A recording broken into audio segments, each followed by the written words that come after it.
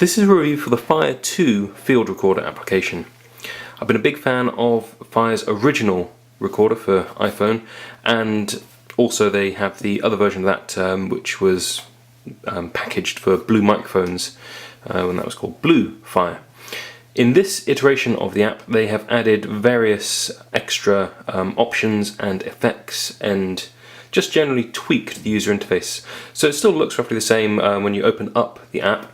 You have all of your previous recordings just here. You can search through them if you want, and obviously you can name them, although at the moment I've just got recording 1, recording 2, recording 3, and it just numbers them as you go unless you actually give them a specific name. So we're just going to go into actually a new recording. Immediately takes you into the recording section of the application.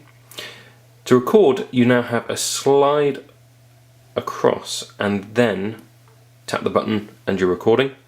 Easy to do, and it means that it's not going to get triggered accidentally if you've got the app on in your pocket. I suppose that's why they've done it. You can change just stop that. You can change the level of the internal microphone's gain by clicking the microphone symbol, and then you can change the level of your output by clicking the little speaker signal just there.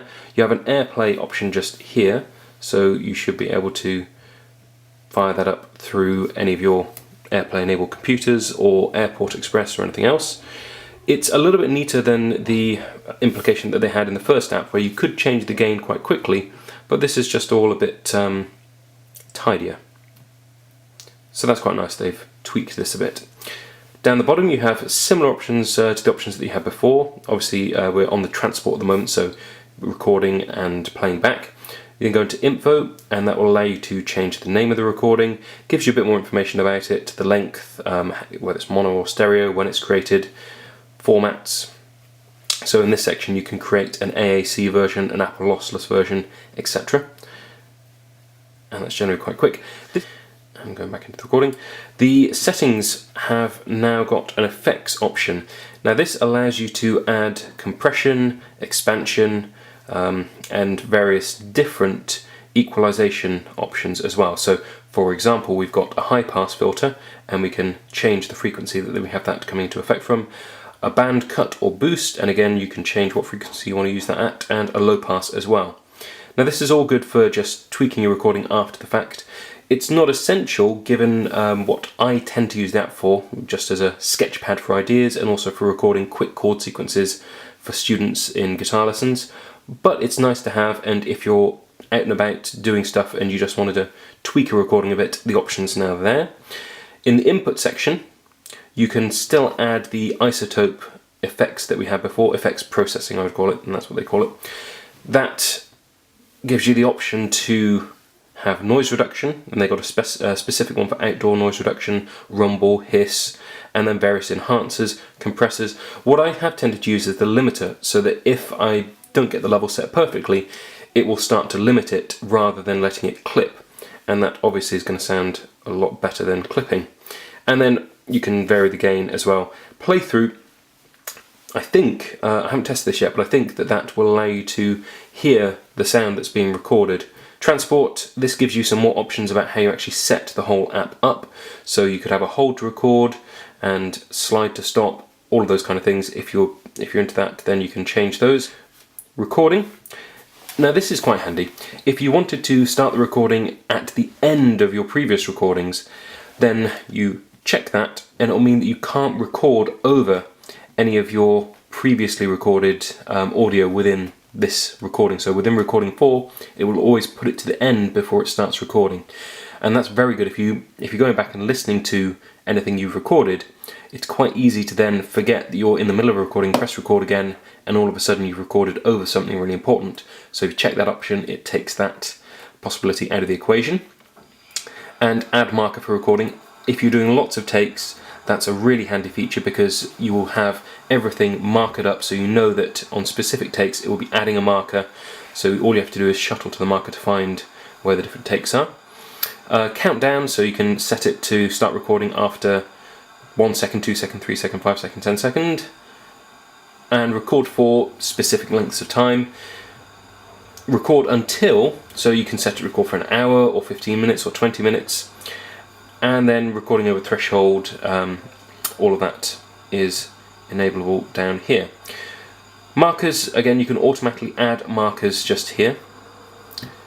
And I've never really used this, but if you want to, you can have a marker every 10 minutes, and if you're doing a long recording, that again would help you to shuttle your way around it. Prevent sleep, nice to have that in-app rather than having to go to the settings to implement that.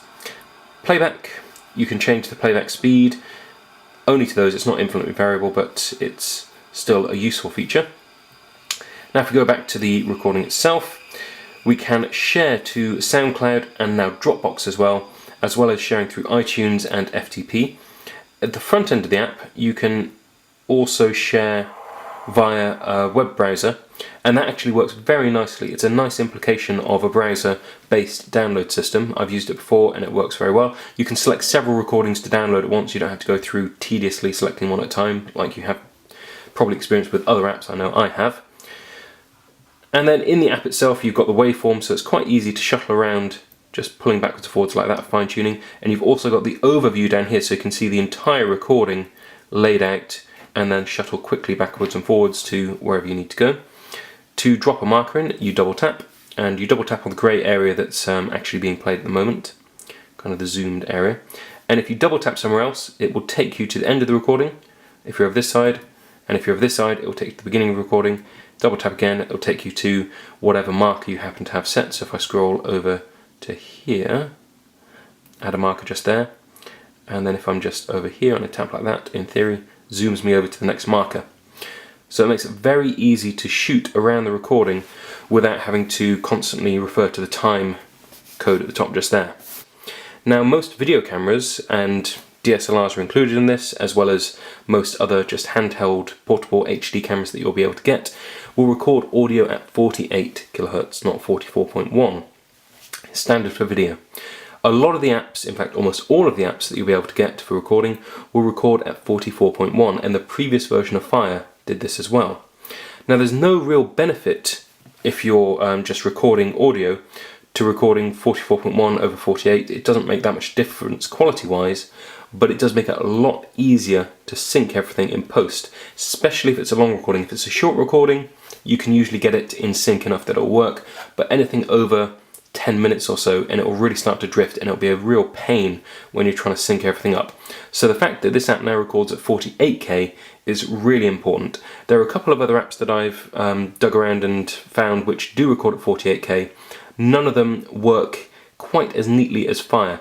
Certainly the SoundCloud integration is something that I use almost every day of the week, uploading backing tracks for students, and I can instantly then tell them that it'll be at soundcloud.com/my username and then / whatever the name of the recording is. The only thing that it adds that's slightly unusual, but if you know about it then it's fine, is a hyphen where a space would be. So this would be recording -4. Really good, and it works so well. I can upload from the phone, I can upload via Wi-Fi. It's usually quick enough to upload an AAC file over 3G networks, even if the network's a little bit weak. Upload's fine, provided it's not a really long recording. So it's really useful now that you can actually use this as a field recorder for your DSLR in particular, because a lot of DSLRs don't have very good onboard audio, and all of them have auto gain control, so you can't get a decent recording. In fact, actually all of this is being recorded with the internal sound of the DSLR at the moment. So I could use this with a little lav mic, slip it into someone's pocket, and then put the lav mic on their lapel, and it would be a perfect audio recorder. It's a small form factor, it's got an internal battery which lasts for ages, you have lots and lots of options on board for compression and various effects and things, and it's a very, very easy app to use now because you can just download it off via iTunes, you can upload it to SoundCloud, you can even upload via the browser as we discussed before. Now the application will also run on an iPad, and I presume iPad 2 as well. Of course, it's not a native iPad application. Oop, there's Victor, while I was watching that. Subscribe to Give Me a Break Man, Give Me a Flake Man. He's a really good YouTuber. I'll put a link below. Didn't expect him to come into this video, but there it is. And there we go, the application. I've got it running pixel doubled at the moment, so obviously running as it would on a phone, it's a lot smaller. It doesn't make it very pretty when you pixel double it because you get slightly ragged edges, but for the purposes of this app it doesn't particularly matter because it still functions perfectly well and everything just looks bigger, so in that respect it's easier to operate. everything works in the same way. You've got the same function, same effects. And I didn't mention this before, but you can also, as in the previous app, load and save default settings. So if you come up with a particular setting for recording via a lav mic or recording maybe a guitar or something else, you can save those settings and load them in from there, so that saves time. And it means that it's even more useful as an audio sketchpad because you can just fire off quick recordings. Now you will be able to use this with the iPad and the camera connector kit, and that means that you can use something like a Blue Yeti microphone or one of the other USB microphones out there which is compatible with the iPad. Unfortunately, the iPad's camera connector kit does not work with the iPhone 4, which is a shame because then you could use the same microphones with the iPhone 4, but it's probably going to be remedied soon enough with various different microphones and audio interfaces that are coming out. People are really getting on board with this now because they see that it's such a huge area that you can actually record and you can add effects and you can mix down and you can fire it off to SoundCloud all within one device, all within one application. And if the user interface is good and if it's all set up and it's easy to use, then people will be able to make recordings so much quicker and to such a higher standard than they would have done before. So I thoroughly recommend the app. It's £3.49 in the UK App Store, which for an application is expensive on the face of it. But as far as recording apps go, it's not extortionate. For example, Hindenburg, which is used by professional journalists to actually record field sounds via an iPhone, or I suppose an iPad as well, that retails for something like £27, and it comes with a companion application on your Mac or PC to offload footage and edit footage, offload recordings and edit recordings. It's a wonderful app, Hindenburg. I've got the light version on here, but for quick recordings I have to say that I still prefer Fire, just for its ease of use and its quick, easy SoundCloud integration.